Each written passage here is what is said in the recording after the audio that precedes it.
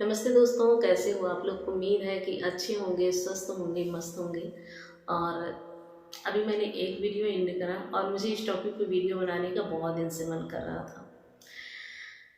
कैसे हमारे समाज में छोटी सी उम्र में लड़कियों की शादी कर दी जाती है।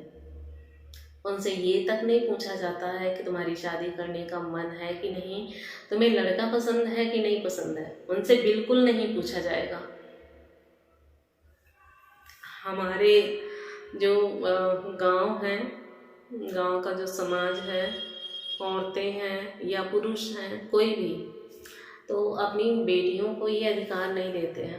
हमारे समाज में और हमारे समय में भी जब मेरी शादी हुई आज से कुछ साल पहले, तो मैं अपनी शादी का बताती हूँ। आज हुआ क्या था, मुझसे किसी ने नहीं पूछा था कि तुम्हें शादी करना है या नहीं करना है। और कमाल की बात आप देखिए, मुझे ये तक नहीं पता था मुझसे मेरी शादी किससे होने जा रही है, सिर्फ मुझे नाम पता था। पिताजी लड़का देखने गए, 2 बार 3 बार 4 बार, पसंद आया। 8-10 लड़कों को देखा था पिताजी ने, और जहाँ मेरी शादी हुई थी रिलेशन में हुई थी।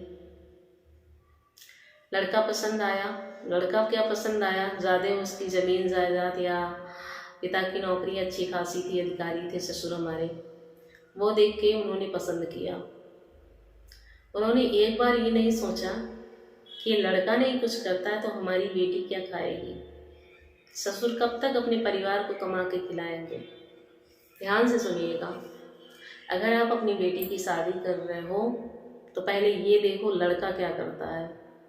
घर परिवार आप बाद में देखना, लड़के के गुण कैसे हैं, कहीं नशा नशा तो नहीं करता है, नशेड़ी तो नहीं है, कहीं कोई गलत चक्कर में तो नहीं है, किसी और के साथ उसके संबंध है। हर चीज़ देख के सुन के तब शादी कीजिए। जैसी मेरी हुई उस हिसाब से मत कीजिएगा।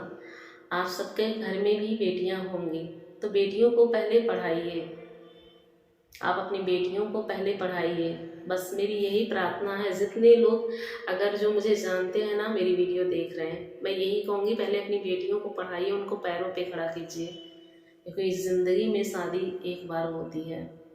एक लड़की अगर किसी के घर जाती है तो उसको तन मन धन से अपना बनाती है। अगर संस्कारी लड़की होती है तो ऐसा ही करती है। बाकी जो शहर की होती हैं उन लड़कियों की बात ही छोड़ दिया जाए, उनको कोई फ़र्क नहीं पड़ता। वो तो फट से जवाब दे देती हैं, तलाक ले लेती हैं, अलग हो जाती हैं। पर हमारे गांव में हम लोगों को यही संस्कार सिखाया जाता है कि अगर शादी हो गई है तो उसको निभाना पड़ेगा, हर हाल में निभाना पड़ेगा। तो जब मेरी शादी तय हुई, मुझे ये पता था कि मेरे रिलेशन में शादी हो रही है। मेरा ननिहाल पड़ता है जहाँ पे मेरी शादी हुई थी। और सभी बोलते थे घर में, मेरे पिता ही जाते थे उनके घर, और कोई नहीं जाता था। मेरे पापा जाते थे, पर पापा की मेरी डेथ हो गई थी और बाबा नहीं चाहते थे कि मेरी शादी उस घर में हो। मेरे बाबा कभी नहीं चाहते थे। पहले तो शादी मेरे पिता ने मेरी बुआ के वहाँ तय किया। बुआ की जेठानी थी, उनके बेटे थे, उनके वहाँ तय किया था। उनको वो लड़का पसंद था। और भगवान की किस्मत देखो, भगवान क्या मेरी किस्मत देखो, और वो लड़का अच्छे खासे पोस्ट पे इस समय टीचर है, अच्छी खासी ज़िंदगी जी रहा है। बाबा ने जिद किया वहाँ पे शादी नहीं होगी, क्योंकि उस घर में पहले एक बेटी जा चुकी है और उस घर में दोबारा दूसरी बेटी नहीं जाएगी। हम दूसरी जगह लड़का ढूंढेंगे, हमारी बेटी में कोई कमी नहीं है, दूसरा लड़का हमें आराम से मिल जाएगा। कई जगहों पे पिताजी ने लड़के देखे, पता नहीं पिताजी लड़के देख रहे थे कि मुझे बेचने की तैयारी कर रहे थे। मुझे ये नहीं समझ में आता, आज तक मेरे ये समझ में नहीं आया कि वो कर क्या रहे थे। मेरी उम्र उस समय छोटी थी, पता नहीं 16 साल की थी या नहीं। मैं तो कहती हूँ मैं 16 साल की थी। मैंने हाई स्कूल पास किया था तब। और उसके बाद इनके वहाँ गए। पहले इनके वहाँ मेरे भाभी की शादी होने जा रही थी, जो मेरी बड़ी वाली भाभी हैं, उनकी शादी होने जा रही थी। पर किन्हीं कारणवश उनके पिता को वो पसंद नहीं आए, बिट्टू के पापा नहीं पसंद आए। ना ही परिवार पसंद आया। अगर एक पारखी पिता होता है ना, तो हर तरीके से उस परिवार को देखता है, और उन्होंने रिजेक्ट कर दिया उस परिवार को। बोले भले पैसे वाले हैं, सब कुछ है इनके घर में, और पिताजी इनके अधिकारी हैं, बहुत अच्छे पोस्ट पे हैं, 2 ही बच्चे हैं, 2 बेटियां हैं। बेटियां अपने घर चली गई, बड़ी नंदे मेरी बड़ी हैं, वो अपने घर रहती।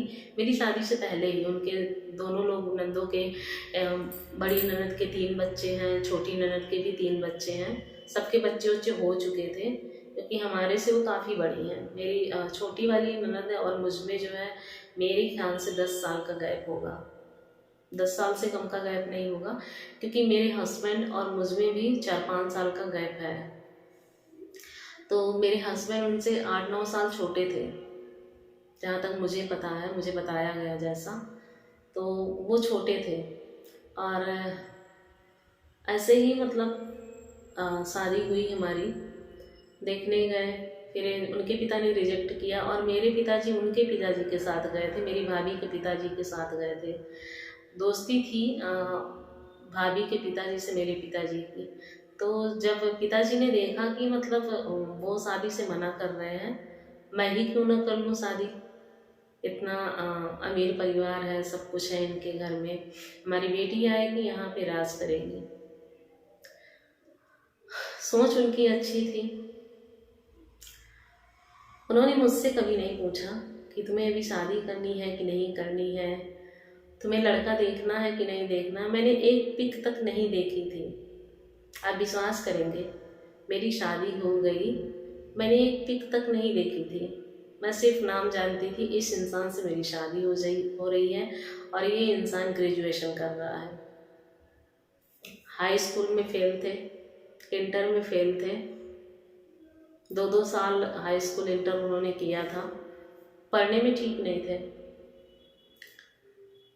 बैक पेपर लग लग के उन्होंने ग्रेजुएशन लगा के पास किए थे, बीए उन्होंने। मुझे सब कुछ बाद में पता चला अपनी शादी के। मुझे उनका चेहरा मैंने डायरेक्ट जयमाल वाले स्टेज पे अपने देखा था, अपनी शादी के दिन। मेरी बुआ को कम पसंद थे, मेरी दोनों बुआ को। मेरी 3 बुआ थी, तो जो अनपढ़ थी, गंवार टाइप की थी, वो कहती ठीक ठाक है, चलो ठीक है। लेकिन वहाँ पे बहुत से लोगों ने ये बोल दिया था कि ये कैसा लड़का चुन के लाए हैं, ब्लैक एंड वाइट जोड़ी। तो मैं तो खुश थी, शादी हो रही है, शादी का मतलब नहीं पता था, शादी हो रही है ये पता था। और अगर आप लोगों को जानना हो मेरी ज़िंदगी के बारे में तो कमेंट करना। बहुत कुछ ऐसा है जो आप लोगों को बताना है, आप लोग के साथ शेयर करना है। मैं नहीं चाहती किसी की बहन बेटी की ज़िंदगी मेरी तरह बर्बाद हो, जैसे मेरी हो गई। आज मैंने पहली बार बोला कि बर्बाद हो गई। बोलती नहीं थी मैं, पर किन्हीं कारणों से आज बोल रही हूँ। मैंने कभी अपने परिवार के बारे में, मायके की हो चाहे ससुराल की हो, कभी मैंने बुराई नहीं की है। मुझे बुराई करना किसी का पसंद नहीं है। जिनको जो करना था मेरे साथ सबने कर लिया, जिनका जो मन हुआ कर लिया सबने, कोई नहीं, वो है मेरे साथ।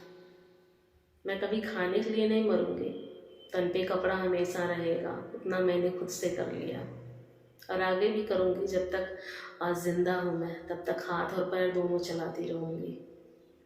मेरी ज़िंदगी की आगे के बारे में जो जानना हो आप लोगों को ना, तो कमेंट करना।